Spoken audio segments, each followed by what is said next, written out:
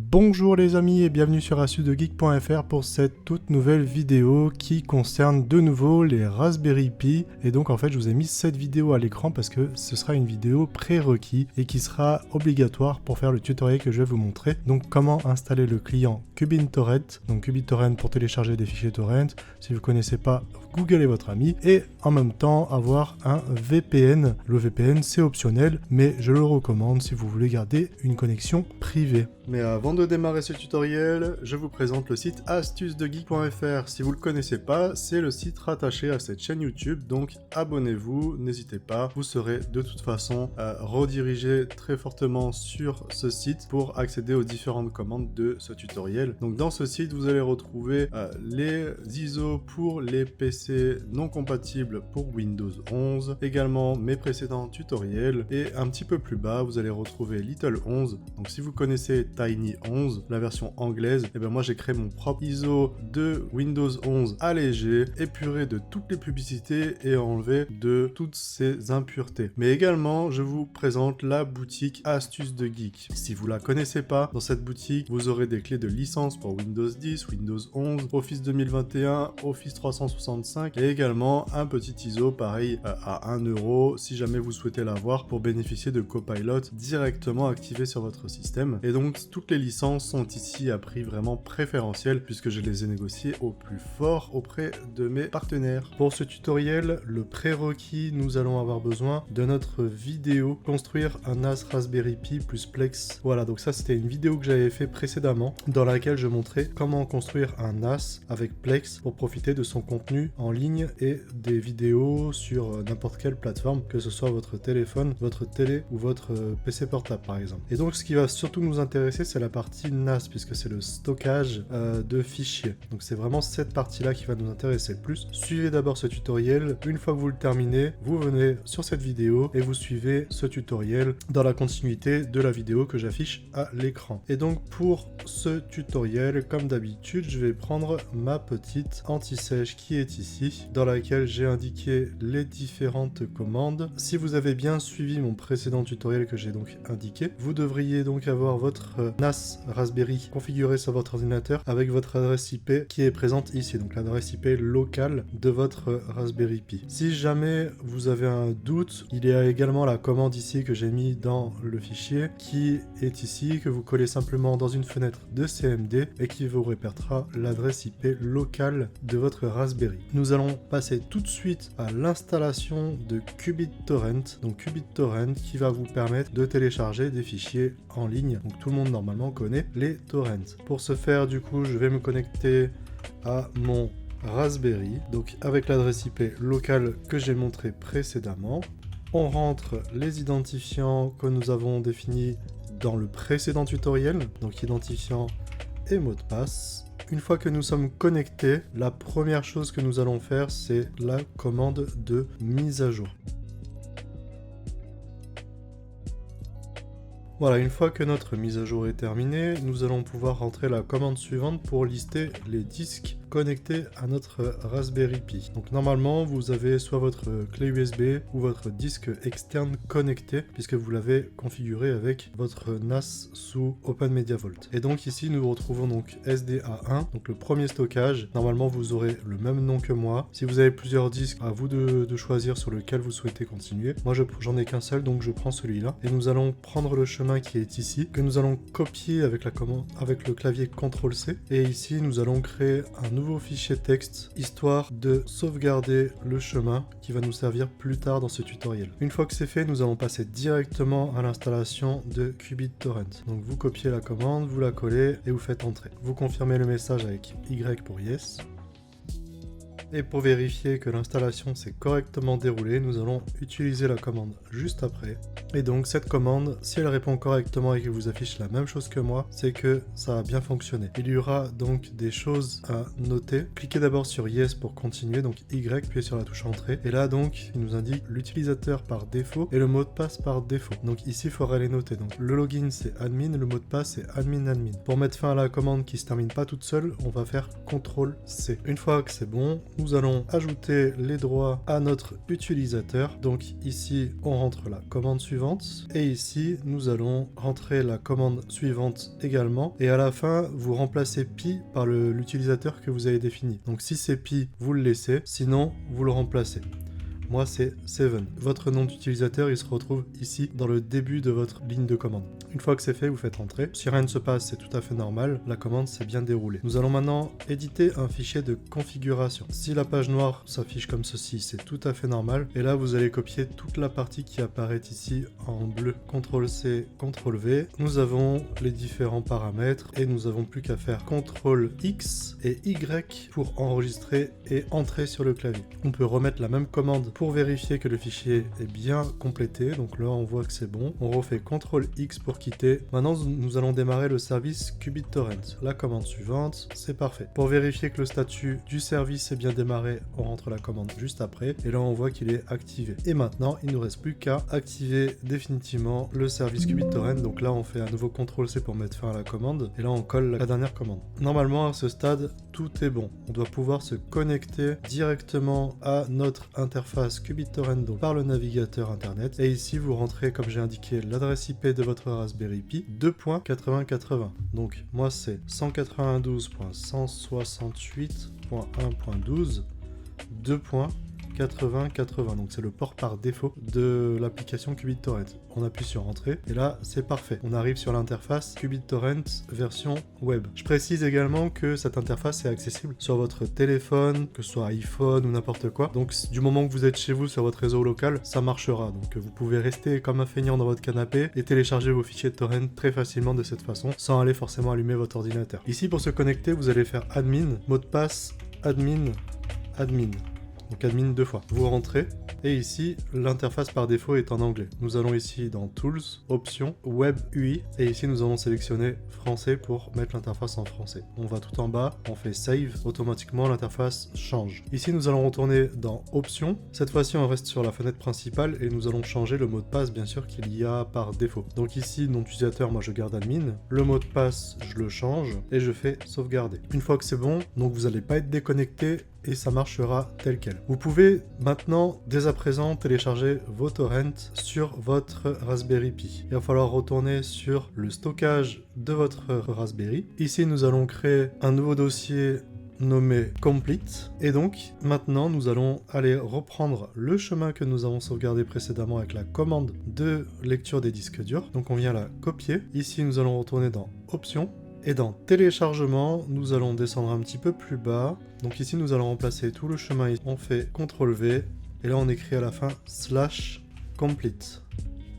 Donc vous allez vous retrouver avec le nom complet /complete. Ici, on peut cocher conserver les torrents incomplets dans. Et là, on peut remettre le même chemin, mais sans le complete. Voilà. Donc en fait, en gros, tous les fichiers torrents complets, ils vont arriver dans le dossier. Et sinon, ça va être ici à la source de votre Raspberry. Une fois que c'est fait, on refait sauvegarder. Et là, si vous testez le téléchargement d'un fichier torrent sur votre navigateur, ça fonctionnera nickel. Donc pour ajouter un fichier torrent, vous faites ici fichier, ajouter un fichier torrent, sélectionnez un fichier. Ici, je vais aller sur le bureau. Je peux prendre ici test torrent que j'ajoute ici. Voilà, et en fait, je fais directement téléverser le fichier. Et on peut voir que là, le téléchargement est en train de se démarrer. Je vais l'effacer. Donc, si vous souhaitez vous arrêter là, pour QBitTorrent, on a terminé. Et donc, pour la partie VPN dans ce tutoriel, donc je vous ai parlé de CyberGhost VPN. Donc, c'est le VPN que je vais utiliser, donc qui est assez connu au même titre que NordVPN. Et donc dans ce tutoriel, qui est la continuité du fichier que j'ai présenté pour QBitTorrent, il faudra du coup bien sûr télécharger WinSCP. Donc WinSCP, c'est un logiciel qui va vous permettre de pouvoir accéder au contenu interne, donc le disque dur de votre Raspberry Pi. Pour rentrer directement dans le tuto, la première étape, ça va être l'installation d'OpenVPN sur votre Raspberry. Donc la première commande est facultative si vous avez suivi le précédent tutoriel, étant donné que vous avez déjà fait les mises à jour des packages sur votre Raspberry. Nous, on va passer directement à la partie installation d'OpenVPN. Alors, pour ce faire, vous ouvrez PuTTY. Ici, vous pouvez rentrer directement l'adresse IP de votre Raspberry. Mais petite astuce supplémentaire, ce que vous pouvez faire, c'est entrer votre adresse IP ici et ensuite faire Save et lui donner un petit nom. Voilà, et vous l'enregistrez. De cette façon, vous pouvez directement double-cliquer dessus. Donc, je vais me connecter sur mon Raspberry Pi.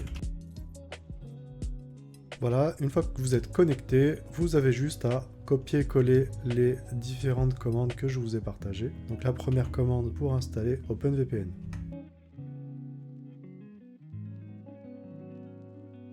Voilà, pendant le chargement des lignes de commande, donc on va tomber sur ce panneau d'affichage. C'est tout à fait normal, donc c'est le panneau de configuration pour notre PiVPN. Donc PiVPN, c'est le gestionnaire qui va nous permettre d'installer OpenVPN. Donc là, sur la première page, pas de surprise, on fait OK, donc avec la touche entrée, je fais OK. On fait à nouveau OK. La première information qu'il nous demande, il nous demande si on utilise le DHCP de notre routeur. En l'occurrence, oui, il va nous créer une ligne normalement dans notre routeur. On fait Yes. Ensuite, la configuration au VPN, on choisit notre utilisateur, donc moi j'en ai qu'un, c'est facile. Si vous en avez plusieurs, vous pouvez choisir celui que vous voulez. Il va nous demander de choisir entre WireGuard et OpenVPN, on choisit OpenVPN.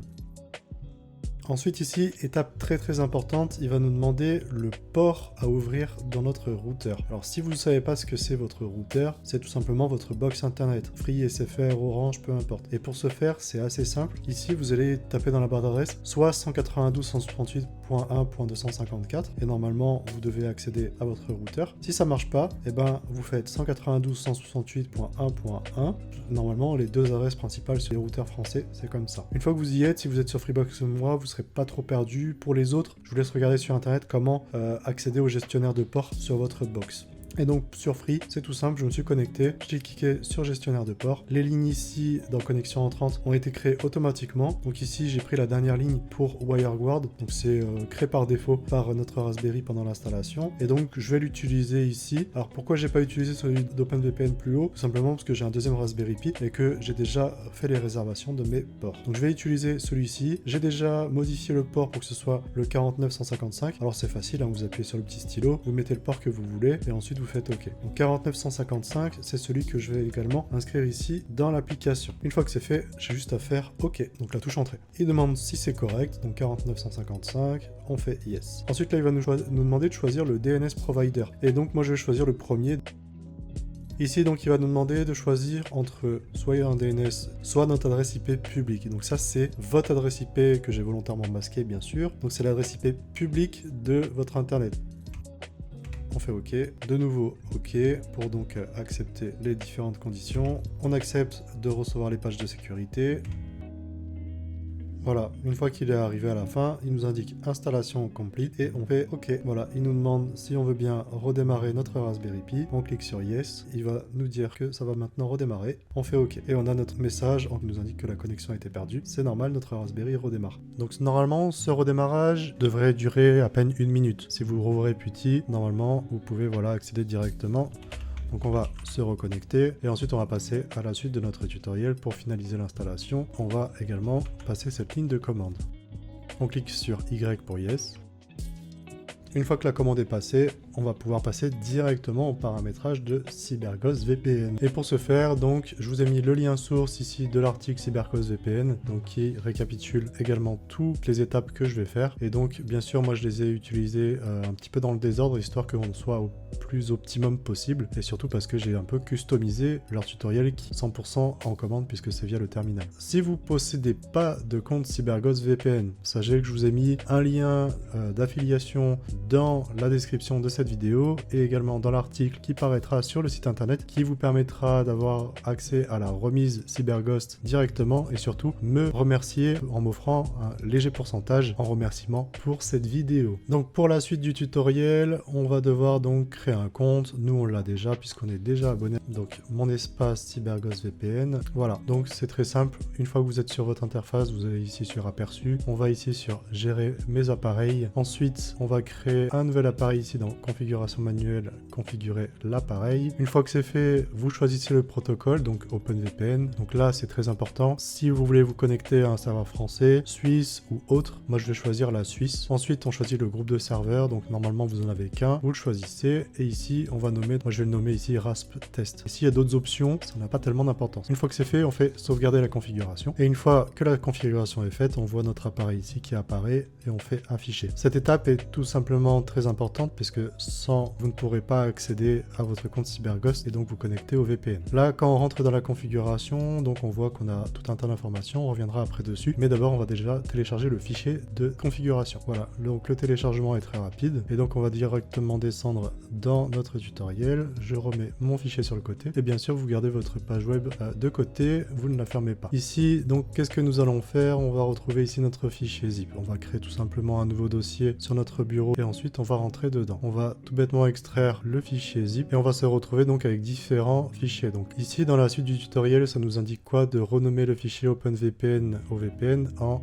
CG Country Conf. Voilà, donc on va le faire tout simplement ici. On sélectionne tout avec l'extension, on fait coller et il nous confirme qu'on a bien renommé le fichier. On va créer également un fichier user.txt. Facile, vous faites clic droit, nouveau, document texte et vous le nommez tout simplement user en minuscule. Retournez sur l'interface web de notre compte CyberGhost, on ouvre le fichier user.txt et ensuite on va tout simplement rentrer le username et le password. Vous pouvez sélectionner ici le petit symbole et vous faites coller. On fait la même chose avec le mot de passe qu'on ajoute bien sûr à la ligne et on fait coller. Enregistrer et vous pouvez le fermer. Et ensuite la prochaine étape c'est ouvrir le fichier cgcountry.conf. Donc ici vous pouvez utiliser Notepad pour glisser déposer votre fichier dedans, ça va l'ouvrir automatiquement. Donc nous ce que nous allons faire c'est ici à la ligne hot user pass, on va rajouter donc le chemin ici qui nous intéresse. Donc vous faites copier-coller comme moi et donc c'est ici hot user pass. On fait un espace et on colle le chemin ici. Ensuite, il y a une deuxième partie, donc tout en bas de la configuration, après verbe 4, ajoutez les deux lignes suivantes. Pareil, vous faites tout simplement un copier-coller ici. Et donc notre ligne ici, verbe 4, on descend d'un cran et on fait coller. Fichier enregistré et c'est tout. Voilà, on retourne dans notre petite console PuTTY et ensuite on va éditer un autre fichier mais qui est cette fois-ci interne au Raspberry Pi. Donc on va copier-coller la commande suivante et on se retrouve dans ce fichier. On va ajouter la ligne autostart,